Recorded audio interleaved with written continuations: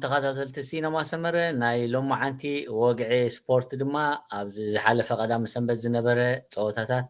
ንዕኡ ዝድህስስ እዩ ምሳና ክትሳተፉ ከዓ ብክብሪ ንዕድመኩም ኣብ ሲነማ ሰመረ ድማ ላይክ ሸር ክትገብሩ ከዓ ንላቦ ሓራይ ብእምነት ብሽመይን ብሽም ተኸታተልትን ከዓ የመስግነካ ናይ ሎማዓንቲ ወግዒ ስፖርትና ብዛዕባ ኣብዚ ዝሓለፈ ቀዳሚ ሰንበት ናይ ሊቨርፑል 3-1 ንወልቭስ ብምስዓር ዝምልከት ሊቨርፑል ሓደ ማዕረ ዝተረፋ 4 ፀወታ ብምዕዋታ 0 ስዕረት ትግስግስ ኣላ ሊቨርፑል ክሎፕን ኣብ ዘተኣማምን ብቕዓት ድዮም ዘለው ከመይ ትብል መጀመርታ ከመይ ቀኒኻ ሰማ ከምኡውን ተዓዘብትና ብቐጥታ ናብቲ ሕቶኻ ንምእታው ያ ከምቲ ዝበልካዮ ኣብ ዝሓለፈ 5 ፀወታታት ድሕርታ ቸልሲ ዘጋጠመቶም ናይ ማዕረ ውፅኢት ብድሕሪኡ ሙሉእ ዓወት ክግስግሱ ኢና ንሪኦም ዘለና ሕጂ ከምቲ ዝበልካዮ ኣብ ዘተኣማምን ደረጃ ድዮም ዘለው ማለት ኣብዚ ሕጂ ሰዓት ኮንካ እወ ወይ ኖ ክትብሎ ኣይትኽእልን ኢኻ ግን እዚ ዓበየ ነገር እንታይ እዩ ሊቨርፑል ኣብ ትራንዚሽን እዮም ዘለው ኣብ ናይ ለውጢ እዋን እዮም ዘለው ኣብቲ ናይ ለውጢ እዋን ከም ምህላዎም መጠን ግን ዳርጋ ብዘይ ክሳራ ይሓልፍዎ ኣለዉ ብፍላይ ብከምዚ መንገዲ እንተደኣ ቀፂሎም ሲ ቀሊል ኣይኮነን ሓንቲ ጋንታ ትራንስፎርም ክትገብር ኮላ እዚ ናይ ቸልሲ ንሪኦ ዘለና እዩ ማለት እዩ ዝሓለፈ ዓመት ኣብቲ ፍርቂ ናይ ፕሪምየር ሊግ ሰሌዳ ኮይና ወዲኣቶ ሕጂ እውን ኣብ ትሕቲ ኢላ ሊቨርፑል ግን ዓሚ ሓምሸይቲ ኮይኖም ኣብቲ ዩሮፓ ሊግ ከም ዝሳተፉ ኮይኖም ወዲኦሞ ሕጂ ከዓ ጀማምርኦም ክንሪኦ ዘለና ብዙሕ ከምዚ ኣብ ሕማቕ ኣለዉ ዘብለካ ኣይኮነን ብፍላይ ማእከል ሜዳ ቶታል ስለተቐየረ ንኩላህና ዋላስ እሱ እዩ ብተሓሳስብ ነይሩ ማለት እዩ እንታይ ክኸውን እዩ ገለ ብርግፅ እቲ ምክልኻል ስጋብ ሕጂ ውሑስ የለን እዚ ከመይ ኢኻ ትሪኦ ማለት እዩ ኣብ 2-3 ፀወታታት ቀዲሙ ጎል ክምዝገቦም ርኢና ዋላ ኣብዛ ዝሓለፈት ናይ ወልቭስ ፀወታ እውን ቀዳመይቲ ጎል ኣትያቶም ካልአይቲ ጎል ናይ ወልቭስ ኣጥቃዓይ ስለዘይተጠቀመላ ዳ እምበር ተጠቂምላ ነይሩ ተዝኸውን ናብ 2-0 ተዝዓርግ ነይሩ ውፅኢት ምናልባት ካልእ መልክዕ መሓዘ ነይሩ ክኸውን ይኽእል እዩ ስለዚ ብርግፅ እቲ ከምቲ ዝበልካ ኣብ ትራንዚሽን ምህላዎም ብከምዚ ዓይነት ብቕዓት ሓልፍዎ ምህላዎ ዘተሓማሚ ይኮነን ግን ኣብ ዘተኣማምን ደረጃ ኣለው ክንብሎም ግን ዘድፍር ኣይኮነን ጌና ብፍላይ ኣብተን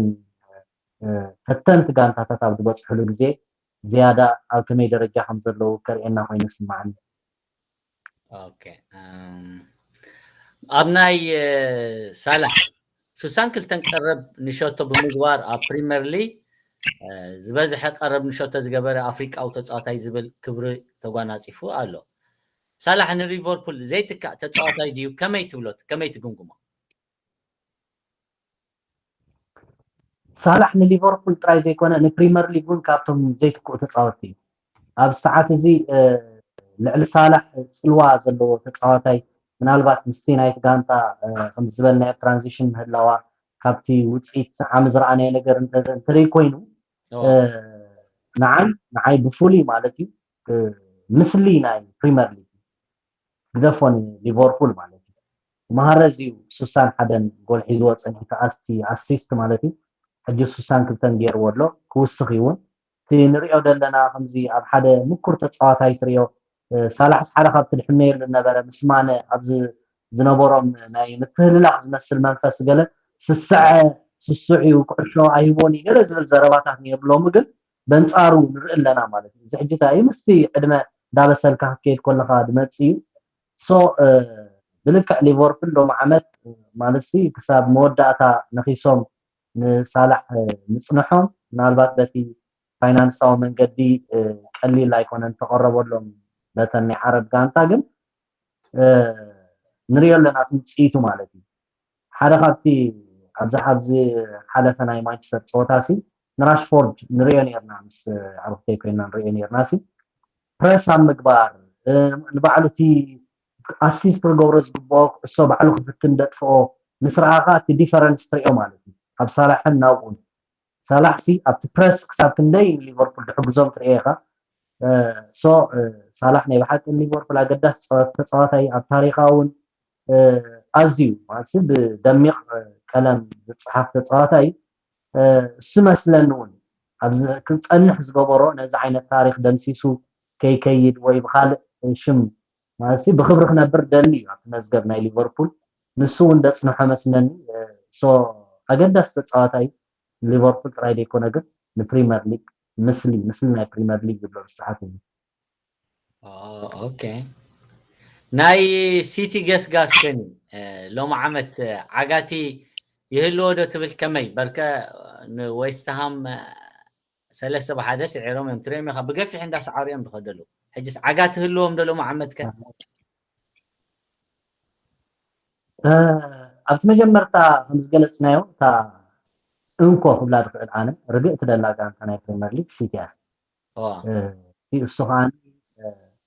ልክዕ ጉንዶጋንን ዲብሮይን ዝኣኹም ተፃወቲ ተሲራ ኣላ ጉንዶጋን ናብ ባርሴሎና ከይዱ ዴብሮይነ እውን ብኢንጁሪ ተሲራቶም ኣላ ግን ናይቲ ሰልጣነ ሓይሊ ከምዚ ከይፈተና ኣብ መወዳእታ ክንኣምነሉ ዝገበረና ነገር ኣሎ እንተሪኢና ኣብቲ ናይ ጉንዶጋን ቦታስ ንኣልቫረዝ እዩ ዘፃውቶ ዘሎ ኣልቫረዝ ከዓ ትዘበርክቶ ዘሎ ነገር ገለ ትሪኦ ማለት ሕጂ ኩሉ ግዜ ብፍላይ ኣብቲ ዝሓለፈ እዋናት ገለ እንታይ ኢና ንብል ነርና ጓርዲዮላስ ናብ ገንዘብ ዘለዋ ጋንታ እዩ ድኸይድ ንሓንቲ ኢኮኖሚካሊ ሂጅ ዝኾነ ዓቕሚ ዘይብላ ጋንታሲ ሒዙ ዓወት ከምፅእ ኣይክእልን እዩ ገለ እዚታት ዝብል ኣነ እውን ከምኡ ርእቶ ነይርኒ ምስ ግዜ ክትሪኦ ከለካ ግን ተፃወቲ ካበናይ ደረጃ ናበናይ ደረጃ የደይቦ ናይ ብሓቂ ናይ ምስልጣን ዓቕሙ ትሪኦ ኢኻ ማለት ቀሊል ነገር ኣይኮነን ማለት እዩ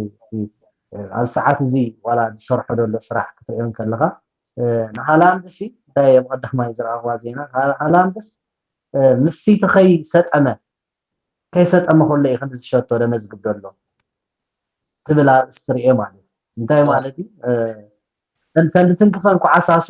ውስናት እየን ኤንድ እቲ ጓርዲዮላ ዝደልዮ ስታይል ከዓ ንሱ ይኮነ እቲ እሱ ዝደሊ ተፃወቲ ካብ ጫፍ ናብ ጫፍ እናኮለሉ ኣብ ነፍሲ ወከፍ ናይቲ ሜዳ ሳዕሪ ትራያንግል እንዳሰርሑ ኩዕሾ ኣኽሊሎም ኣብ መወዳእታ ነተን ጋንታታት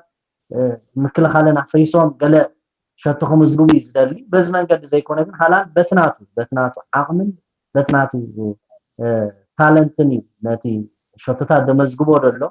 ግን እንታይ ኢኻ ትርኢ ኣብ መወዳእታ ስለዚ እቲ ንብሎ ነበርና ኩሉ ርእቶታት እናፍረሰ ይኸይድ ኣሎ ሶ ናብቲ ዝበልካዮ ሕቶ ንምምላስ ማለት እዩ ፕሪምየር ሊግ ሕጂ እውን ከምዚ ድሓር ንመፀ ዝኸውን ኣርሰናል ስጋብ ሕጂ ስጥምቲ ጋንታ የላን ኣርሰናል እታ ክትምክታ ትኽእል እያ ትበሃል ጋንታ ኣርሰናል ወይ ሊቨርፑል እንዴ ሊቨርፑል ዝክንብሎ ፀናሕና ናይ ምክልኻል ፀገም ኣሎ ኣርሰናል ካብ ትክክል ቴምፖ ኣይኣተውን ሶ ክሳብዚ ኣነ ዝሪኦ ብፍላይ ፕሪምየር ሊግ ምስቲ ኣብዚ ዓመታት ከዓ ሕዲሮሞ ዘለው ልምዲ እታ ፕሪምየር ሊግ ከመይ ትወስዳሲ ከምዚ ዳርጋ ከም ፃዕዳ ኢዶም እንዳፈለጥዎ ዝኸዱ ዘለው ሎሚ ዓመት እውን እታ ፕሪምየር ሊግ ካብ ኢዶም ትመልቕ ኮይና ኣይስማዓን ምናልባት ሓደ ሓድሽ ነገር እንተዘይተፈጢሩ ማለት እዩ ሓራይ ናብታ ሕቶ ክመልሰካ ንፅብቲ ክትኮነለይስ ዓጋቲት መን ኢልካኒ ደጊምካ እስከ ትገመለይ ብዓግታ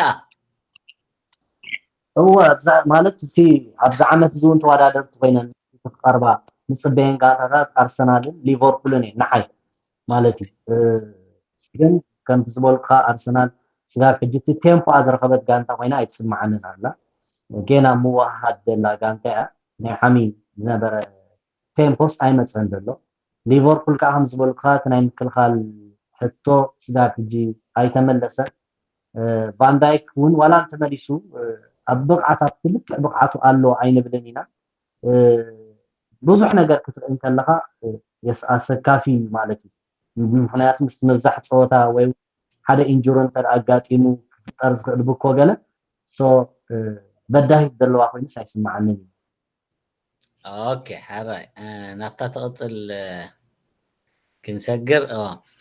ናይ ቶተንሃም እና ሼፊልድ ዩናይትድ እዩ ሕጂ ኣብ ምጅማር ዓመት ፀወታ ሃሪኬን ዝኣክል ብሉፅ ተፃዋታይ ሸይጣን ኣብ ባየር ሙኒክ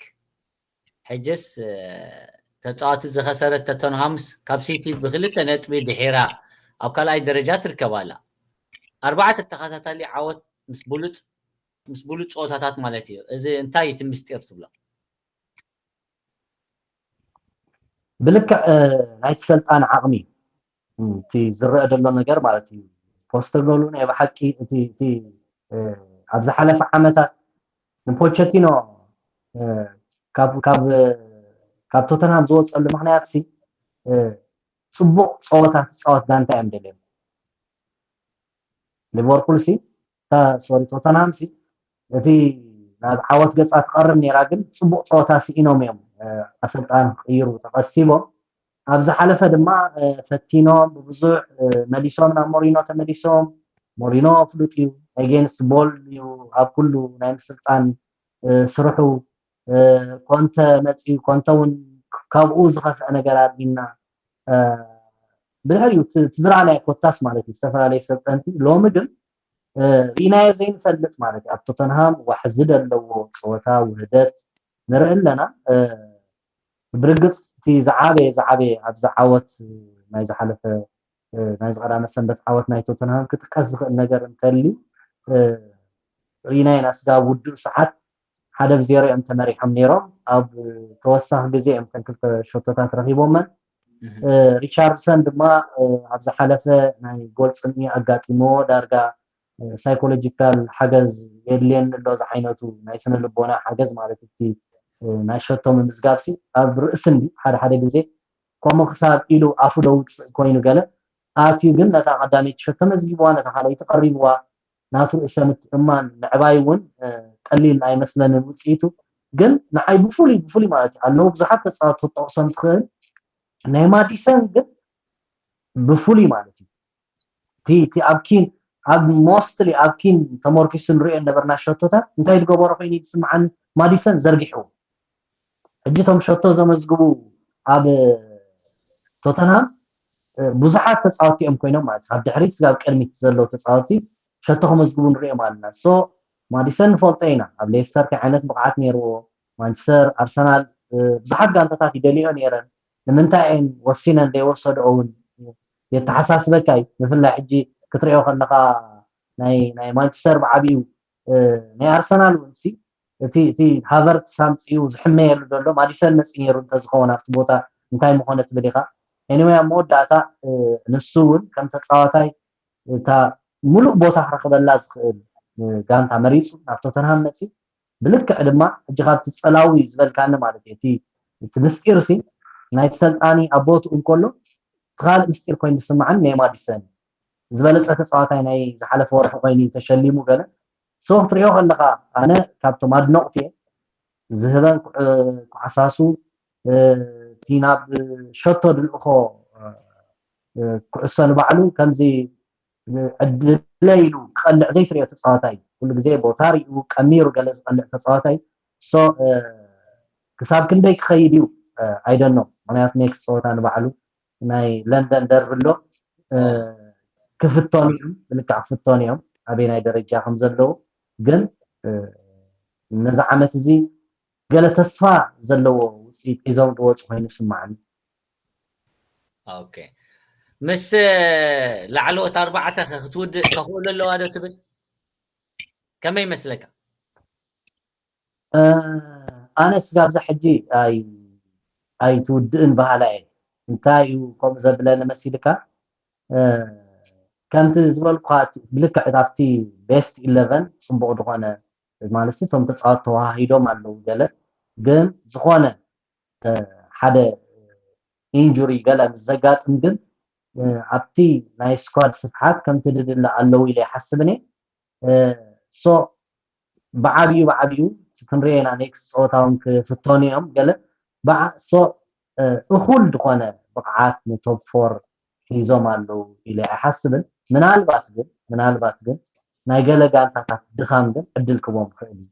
ከምዚ ንሪኦ ዘለና ናይ ማንቸስተር እንተደኣ ካብቲ ዝወደቐቶ ክትስእ ዘይከኣለት ቸልሲ ንባዕሎም ኒውካስትል እውን ኣጀማምርኦም ዝዝረኣናዮ ኣሎ ጌና ስለ ዘሎ 5 ፀወታታት ጥራይ ተኻይዱ ዘሎ ወላ ሓንቲ ሪናዮም ኢና ዓም ማንቸስተር ኣብቲ መጀመርታ ብኸመይ እዮም ጀሚሮም ድሓር ግን ነቲ ቶፕ 4 ኣቐዲሞም ኣውሒሶሞ ማለት እዩ ስለዚህ ከም ዝርኡ ዝኾነ ድኻም ናይ ተንጋንታታት እንተዘይ ተፈጢሩ ንዓይ ሕጂ እውን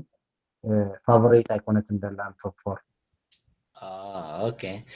نخيل بلنا فتا الزارابيت ناي زمننا ناي زعمت زلا مانشستر يونايتد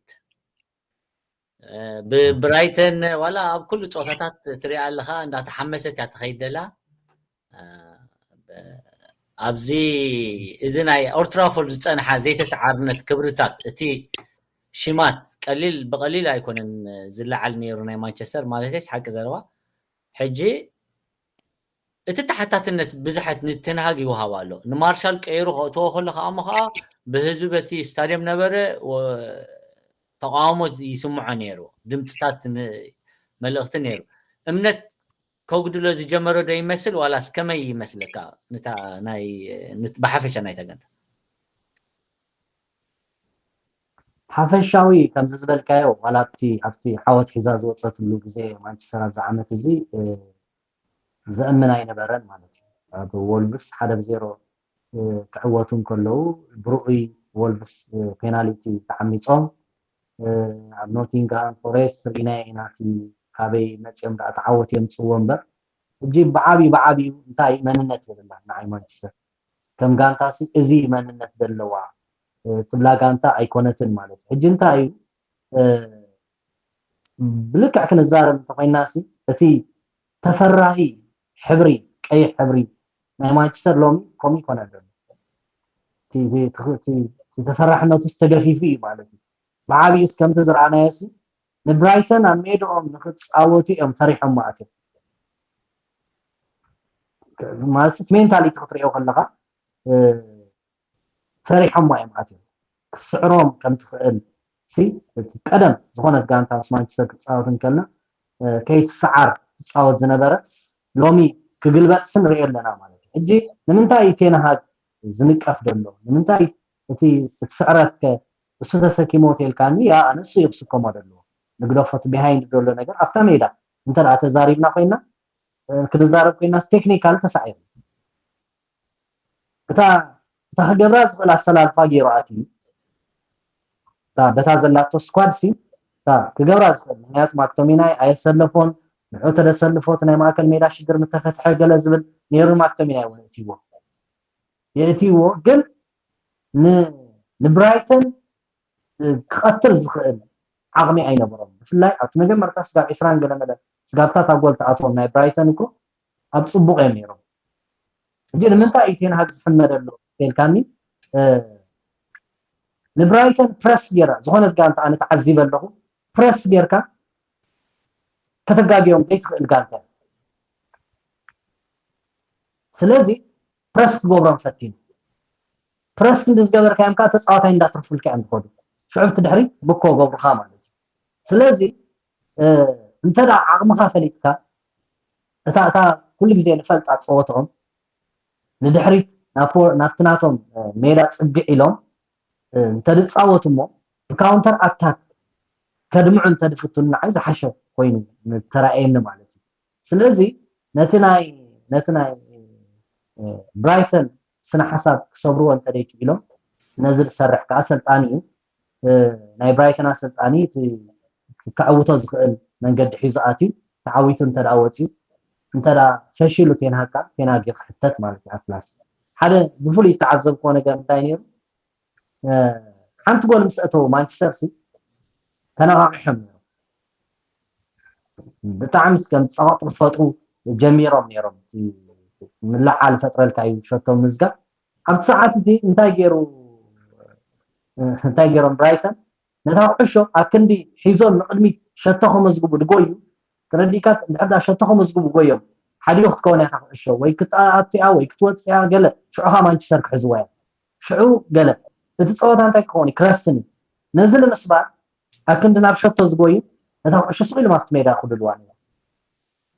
ነቲ ተነቃቂሑ ዝነበረ መንፈስ ነቲ ቴምፖ ናይ ማንቸስተር ቀቲሎም እዚ ናይ መን ስራሕ ናይ ተሰልጣኒ ስራሕ ኢቭን እውን ክቅይር ከሎ ማእከል ሜዳ ይቀይሩ ማእከል ሜዳ ይወስኹ ተፃወቲ ስለዚ ብዓቢ እንደገና ዝበልካዮ ስጋብ ናይ ደገፍ ተቃውሞ ከምፅእ ዝኸኣለ ኣብቲ ሰዓት እቲ ዋላ እኳ እታ عقمه تزيك حدنا يو أنا زي حقوس أنت تصاوت هذا محل تنتني راشفورد سو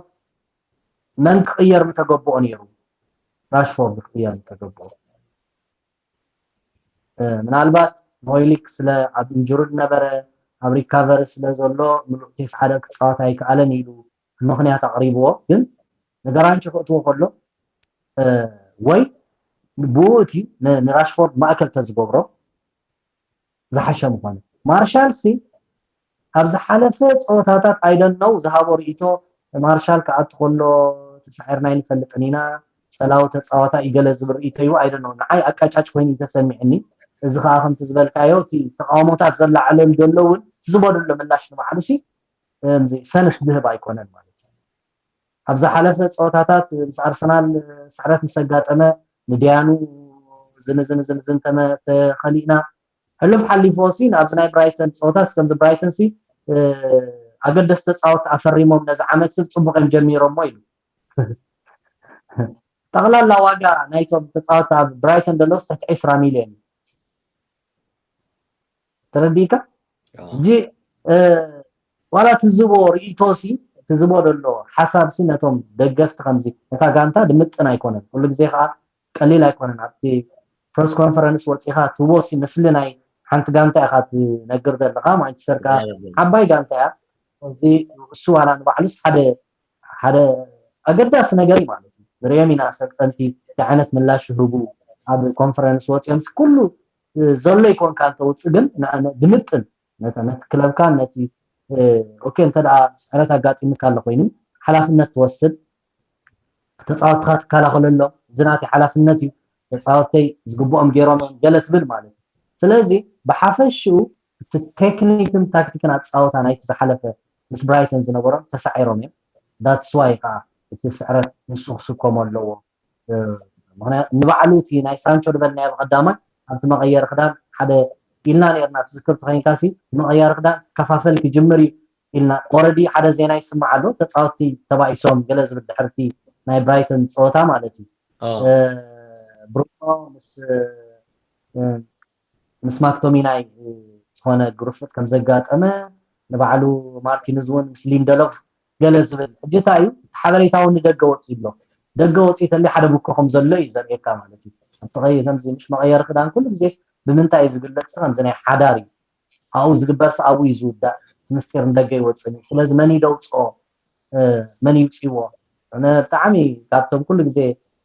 ماس بصمو زي رأيني مالتي رئيتوتات نايتم ناي مانشستر تصاوتين يرنا بحالتي حدا خاطر شجرات ناي مانشستر نعم غاري نيفل انتاي تزاريبوس زي اذا عينت حبريت اندغخ وص دغبر لو تصاوت زي حغوسات تصاوتين ولا سنت زي وركو سيلو كم بعل ماغواير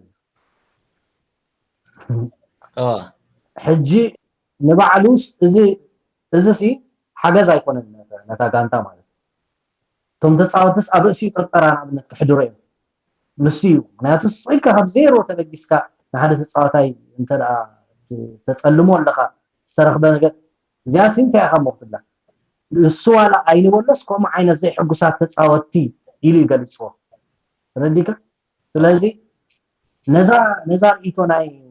غاري نيفل تقبلهم وحقو سي دخون دملو كله يم نو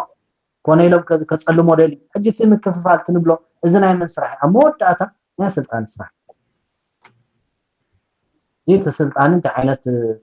تصعناتات يغطمولو توشتي كال كوينو ግን نتي سعرات كتتلو دخل نسيو حدا نطب موداتا خبلو دلي بسو بمتأثر مالتي وانا خمصو كلوسي انتاي لي نسيو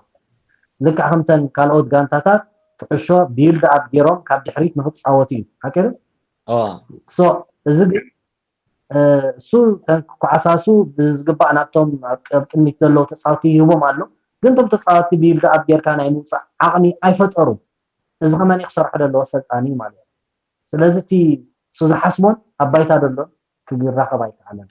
مسابل تعيش كاتملسلك سوري قطع كواليفكا جن مسات خيدا مزاد دري ادله مو كمي يمتا ناب عاود كملسس انت كيقبرالو تبي መጀመርታ ናቱ ፐርሰናሊቲ ክዓርፍ ዘለዎ ምስ ተፃወቲ ዘለዎ ርክብ ያ እቲ ዓሚ ንሮናልዶ ዝኣክል ተፃዋታይ ከምዚ ገይሩ ኮፍ ኣቢልዎ ስለዚ በቃ ናይ ማንቸስተር ዲስፕሊን ከስተኻኸል እዩ ሓደ ካብቲ ኣብቲ ጋንታ ነቲ ናይቲ ጋንታ ዲስፕሊን ኣባላሽዮም ኢሉ ዝሕመ ሶልሻየር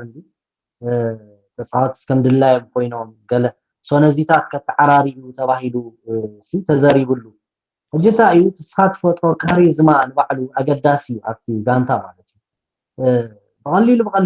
ንባዕሉስ ቅልጥፍ ኢልካ ዋላስ ናትካ ምስቶም ተፃወትካ ዘረዳድኣካ ቋንቋ ንባዕሉስ ከተስተኻኽሎስ ኣለካ ሕጂ መጀመርታ ብዙሕ እንዲ ናይ ማንቸስተር ሕጂ እዚ ነትን ኢልካ ክትሓልፎ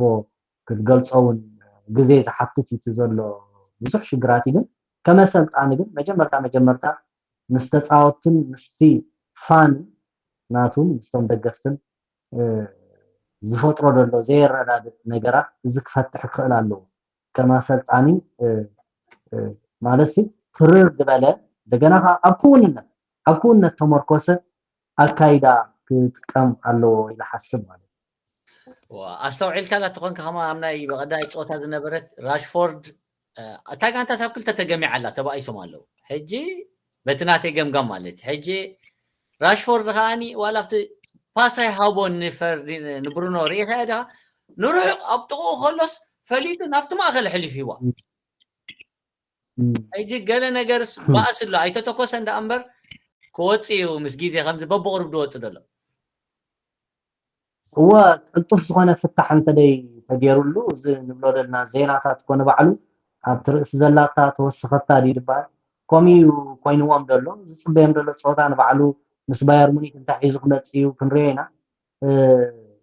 ሰልጣን እውን ከምቲ ብቐዳማይ ከምኡ ኢለካ ነይረ ኣብ ርስንቲ መቕሎ እዩ ኮፍ ኢሉ ደሎ ድበልኩኻ ክሳብ ክንደይ ነዚ ኣብ ማንቸስተር ዘሎ ነገራት ረዚስት ገይሩ ደው ኢሉ ነታ ጋንታ ናብ ቁኑዕ መስመር ክመርሓ ውልሲ ኣስተውዕለ ኣለኻ ራሽፎርድ ከማን በርከ ውግ እዩ ዓሙ እውን ብመቕፃዕቲ ብዲስፕሊን ዶ ገለ ኢሉ እውን ቀፂዕዎ ነይሩ ትዝክር ትኾንካ ሕጂስ እውን ቁኑዕ ነይሩ ቁኑዕ ነይሩ ሽዑ ዝገበሮ እኮ ቁኑዕ ነይሩ ምክንያቱ ሓደ ተፃዋታይ ዲስፕሊን ቨሪ ኢምፖርታንት በቃ ኣገዳሲ ብሓደ ጋንታ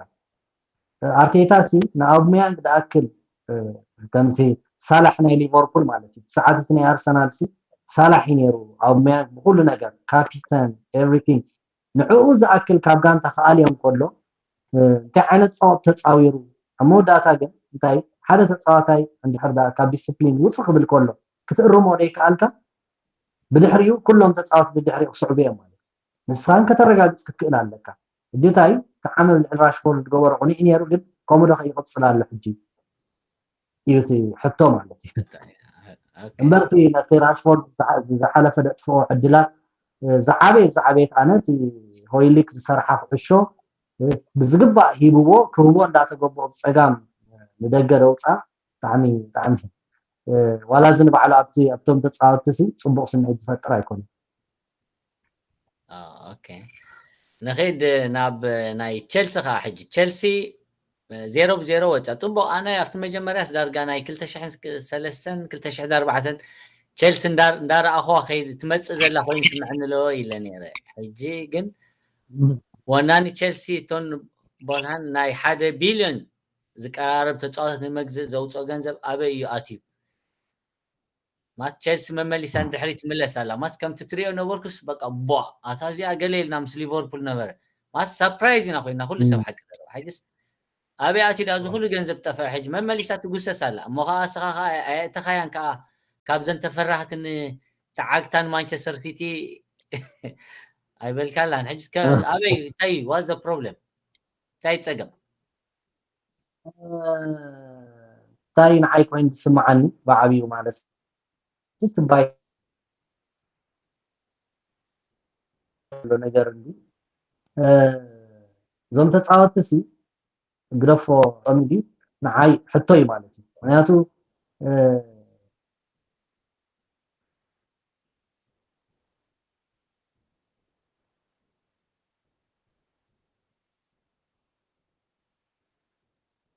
ሄሎ ክቡራት ተኸታተልትና ናይ ኮኔክሽን ፀገም ኣጋጢምዎ ኣሎ ካብቲ ሓንሳብ የቕሬታ